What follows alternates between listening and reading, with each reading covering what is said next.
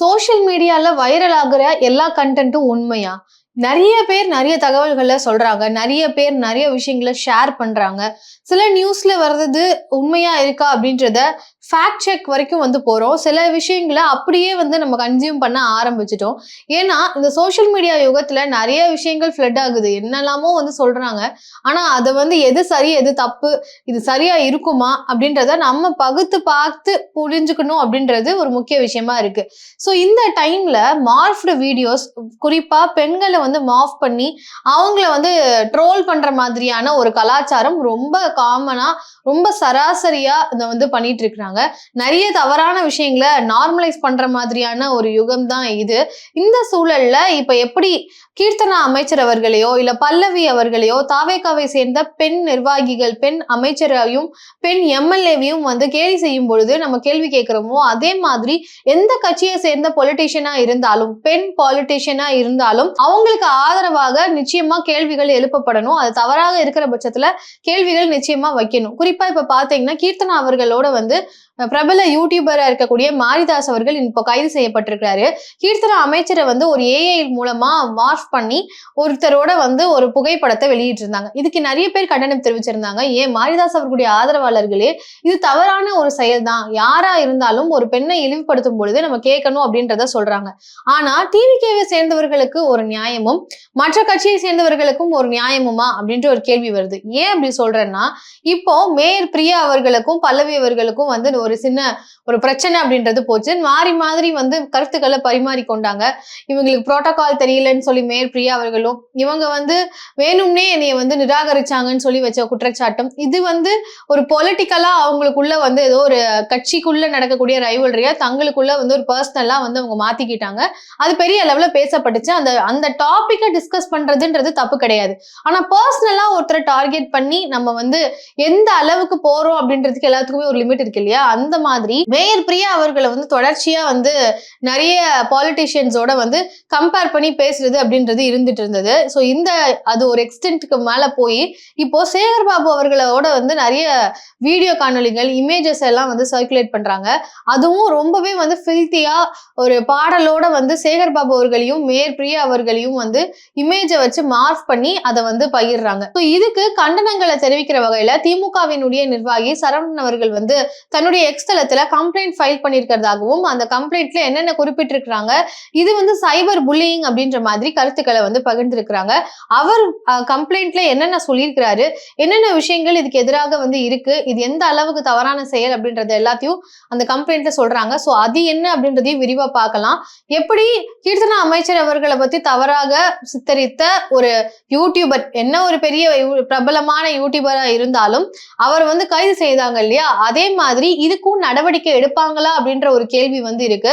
TVK கவர்மெண்ட்டை பொறுத்த வரைக்கும் சிங்கப்பெண் பாதுகாப்பு படை அப்படின்னு சொல்லி பெண்களுக்கு எதிராக நடக்கக்கூடிய கிரிமினல் ஆக்டிவிட்டிஸை கண்ட்ரோல் பண்றதுக்காகவே ஒரு ஸ்கீமை கொண்டு வந்திருக்காங்க. இந்த மாதிரி பெண்களுக்கு எதிராக சோசியல் மீடியால கட்டமைக்கப்படுற அவதூறுகள், சைபர் புல்லிங் கண்ட்ரோல் பண்றதுக்கு தாவேகா அரசு என்ன செய்ய போகுது, பெண்களுக்கு பாதுகாப்பு தரப்போறேன்னு சொல்லக்கூடிய நம்முடைய முதலமைச்சர் ஜோசப் விஜய் அவர்கள் இதுக்காக என்ன ஆக்ஷன் எடுக்க போறாங்க அப்படின்ற மிகப்பெரிய கேள்வி இருக்கு. எடுப்பாங்களா இல்லையா, உங்க பார்வையில இருந்து நிச்சயமா கமெண்ட்ல சொல்லுங்க. இது குறித்து அந்த கம்ப்ளைண்ட் குறித்து விரிவா நம்ம பார்க்க போறோம். சோ அந்த அடிப்படையில டிஎம்கே சரவணன் போட்டிருக்கக்கூடிய எக்ஸ் தளத்துல அவர் என்ன சொல்றாரு அப்படின்றத பார்க்கலாம். இப்போ கொஸ்டின் என்ன அப்படின்னு பாத்தீங்கன்னா, சைபர் புல்லிங் நடக்கிறது ரொம்ப சாதாரணமா ஆயிருச்சு. அதுவும் ஒரு பெண் பொலிட்டிஷியன்ஸா இருக்கும் பொழுது அது எந்த வகையில உடனே அவங்களை அட்டாக் பண்ணணும் அப்படின்னா, அவங்களுடைய பொலிட்டிக்கலா கிரிட்டிசிசம் வைக்கிறதுல நிச்சயமா எந்த தவறும் இல்லை. எல்லாருக்கும் கருத்து சுதந்திரம் இருக்கு. யார் வேணாலும் எந்த பொலிட்டிக்கல் பார்ட்டியை வேணாலும் கேள்வி எழுப்பலாம்.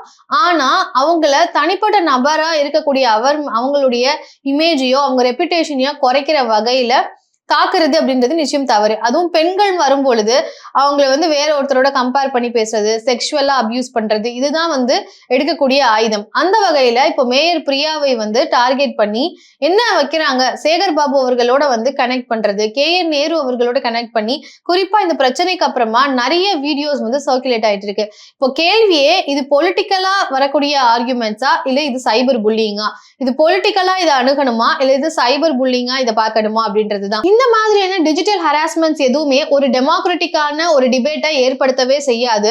சோசியல் மீடியால வரக்கூடிய தகவல்கள் எல்லாத்தையுமே நம்ம உண்மைன்னு நம்பிட முடியாது. ஒரு விஷயத்த ஈஸியா நம்ம வந்து ரீட்வீட் பண்ணிடலாம், ஷேர் பண்ணலாம், லைக் பண்ணலாம், ட்ரெண்ட் பண்ணலாம், அதெல்லாம் ஈஸியா பண்ணிடலாம். ஆனா அந்த பர்டிகுலர் பர்சனை அவங்களுடைய இமேஜை பாதிக்கிற மாதிரி, அவங்க ரெப்யூட்டேஷனை பாதிக்கிற மாதிரி, அவங்க கேரக்டரை அசாசினேட் பண்ற மாதிரியான சில கருத்துக்களை முன்வைக்கிறதுனால அவங்களுடைய ஃபேமிலி, அவங்களுடைய தனிப்பட்ட வாழ்க்கை, அவங்களுடைய மென்டல் ஹெல்த் எல்லாம் எந்த அளவுக்கு அஃபெக்ட் ஆகும் அப்படின்றத நிச்சயமா யோசிச்சு ஒரு கமெண்ட்டை வந்து சொல்றதா இருக்கட்டும், இல்ல இந்த மாதிரியான மார்க்டு இமேஜஸை பண்றதுக்கு முன்னாடி யோசிக்க வேண்டியது இருக்கு. ஏன்னா ஒரு பெண் அப்படின்னு வரும் பொழுது அவங்க எந்த மாதிரியான நபரா வேணாலும் தனிப்பட்ட வகையில இருக்கலாம், அவங்க எந்த பொலிட்டிக்கல் பார்ட்டியை சம்பந்தப்பட்டவங்களாவும் இருக்கலாம். ஆனா அவங்க வந்து ஒரு பொது மேடைக்கு வரும் பொழுது அவங்கள ஏதாச்சும் கேள்வி எழுப்பணும்னாலே உடனே இந்த மாதிரி ஒரு செக்ஷுவலான ஒரு விஷயத்த வச்சு கேள்வி கேட்டா அவங்க ஆஃப் ஆயிருவாங்க. இல்ல அவங்களை இந்த மாதிரி கேவலப்படுத்துறது அப்படின்றது ஒரு டூலாவே வந்து பயன்படுத்துறாங்க. கம்ப்ளைண்ட்ல இதுக்கு சைபர் கிரைம்ல இன்வெஸ்டிகேஷன் வந்து ரெக்வெஸ்ட் பண்ணிருக்காங்க. அக்கௌண்ட் ஓனர் யாரு, இது ஒரிஜினல் கண்டென்ட்டா, ஏஐ மூலமா ஃபேப்ரிகேட் பண்ணதா, இல்ல ஒரிஜினலா இவங்களே உட்காந்து எடிட் பண்ணாங்களா, இது எல்லாத்துக்கும் பதில் சொல்ல வேண்டியது யாருன்னு பாத்தீங்கன்னா ஃபாரன்சிக் இன்வெஸ்டிகேஷன் மூலமா தான் இதுக்கு எல்லாத்துக்கும் வந்து பதில் கிடைக்க போகுது. லா என்ஃபோர்ஸ்மெண்ட் ஏஜென்சிஸும் இந்த அலிகேஷன்ஸை இன்வெஸ்டிகேட் பண்ணிட்டு இது குறித்து ஃபேக்ட்ஸை எஸ்டாப்ளிஷ் பண்ணுவாங்க அப்படின்ற எதிர்பார்ப்புகள் இருக்கு. ஸோ இதை பத்தி என்ன மாதிரியான நடவடிக்கைகள் எடுக்க போறாங்க அப்படின்றது ஒரு பெரிய கேள்வியாவே எழுந்து வந்திருக்கு. ஸோ இதுல பல முக்கியமான செக்ஷன்ஸ் வந்து மென்ஷன் பண்ணிருக்கிறாரு டிஎம்கே சரவணன் அவர்கள் அந்த கம்ப்ளைண்ட்ல. செக்ஷன் 196 பிஎன்எஸ் குரூப்ஸ்க்கு இடையில ஹேட்ரடை வந்து கிளப்புற மாதிரி, ஹேட்ரடை ஏற்படுத்துற மாதிரியான கண்டென்ட் ஷேர் பண்ணும் பொழுது அது ஒரு வகையில மன அழுத்தத்தை ஏற்படுத்துற மாதிரி இருக்குன்னு சொல்லி அவங்க கம்ப்ளைண்ட் பண்ணாங்க அப்படின்னா செக்ஷன் 196 பிஎன்எஸ் கீழே அவங்க மேல வழக்கு பதிவு பண்ணப்படும். இந்த கம்ப்ளைண்ட் மூலமா செக்ஷன் 353 பிஎன்எஸ் மூலமா பப்ளிக்ல ஒரு ஃபால்ஸான இன்ஃபர்மேஷனை ஸ்ப்ரெட் பண்றது மூலமா இந்த வழக்கு அவங்களுக்கு அப்ளிகல் ஆகும்னு சொல்றேன். இந்த வழக்கு செக்ஷன் 353 பிஎன்எஸ் மூலமா அவங்க மேல வழக்கு பதிவு பண்ண முடியும்னு கம்ப்ளைண்ட்ல வந்து சொல்லியிருக்காங்க. அதே மாதிரி செக்ஷன் 299 பிஎன்எஸ் ரிலீஜியஸா இல்ல கம்யூனல் ஃபீலிங்ஸை ப்ரொவோக் பண்ண கண்டென்ட் இருந்துச்சு அப்படின்னா அவங்க கீழே 299 பிஎன்எஸ் கீழே வந்து வழக்கு பதிவு பண்ண முடியும். செக்ஷன் 302 பிஎன்எஸ் மூலமா அப்சன்ஸ் கண்டெக்ட வந்து அப்சன்ஸான கண்டென்ட்டை வந்து பப்ளிஷ் பண்ணி அதை ஷேர் பண்ணி அதை சர்க்குலேட் பண்றாங்க அப்படின்னா அவங்க கீழே இந்த மாதிரியான வழக்குகள். செக்ஷன் 351 பிஎன்எஸ் மூலமா ரெப்யூட்டேஷனை டேமேஜ் பண்ற மாதிரியான கண்டென்ட்ஸை சர்க்குலேட் பண்ணாங்க, அதுவும் ஃபால்ஸான இன்ஃபர்மேஷனை பயன்படுத்தி அவங்களை சர்க்குலேட் பண்ணாங்க அப்படின்னா அவங்க மேல இந்த வழக்கை வந்து போடலாம். IT act, information technology act கீழேயுமே வந்து நிறைய வழக்குகள் வந்து போடப்பட்டிருக்கு. அதுல மென்ஷன் பண்ணிருக்காங்க. குறிப்பா பாத்தீங்கன்னா செக்ஷன் 66C இதுல தெஃப்ட், எலக்ட்ரானிக் பர்சனேஷன் இந்த மாதிரியான விஷயங்களுக்கெல்லாம் வந்து இது கீழே வழக்கு பண்ணலாம் அப்படின்னு சொல்றாங்க. பிரைவசி வயலேஷன், ஒரு பர்சனோட இமேஜை மாஃப் பண்ணி அஃபென்சிவான கண்டென்ட்டை கிரியேட் பண்ணாங்க அப்படின்னா செக்ஷன் 66E மூலமா அவங்க மேல வழக்கு பதிவு பண்ணலாம். அதுவே வந்து செக்ஷுவல் எக்ஸ்பிளிசிட் மெட்டீரியலா பப்ளிஷ் பண்றது அப்படின்னா செக்ஷன் 67A மூலமா அவங்க மேல கம்ப்ளைண்ட் வந்து ஃபைல் பண்ணலாம்.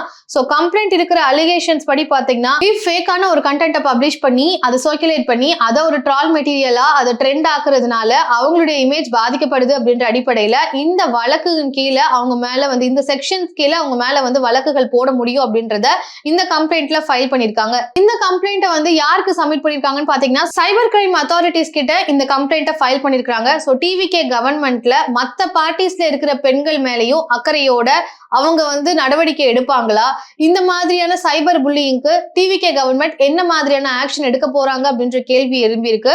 உங்களுடைய பார்வையில இருந்து இதை எப்படி பாக்குறீங்க? என்னதான் அவங்க மாற்று கட்சியா இருந்தாலும் இதை வந்து வெளியில இருந்து பார்த்தா தவறுன்னு தான் எல்லாருக்குமே தோணும். சோ அதன்படி உங்களுடைய கருத்து என்ன அப்படின்றத கமெண்ட்ல பதிவு பண்ணுங்க. நன்றி.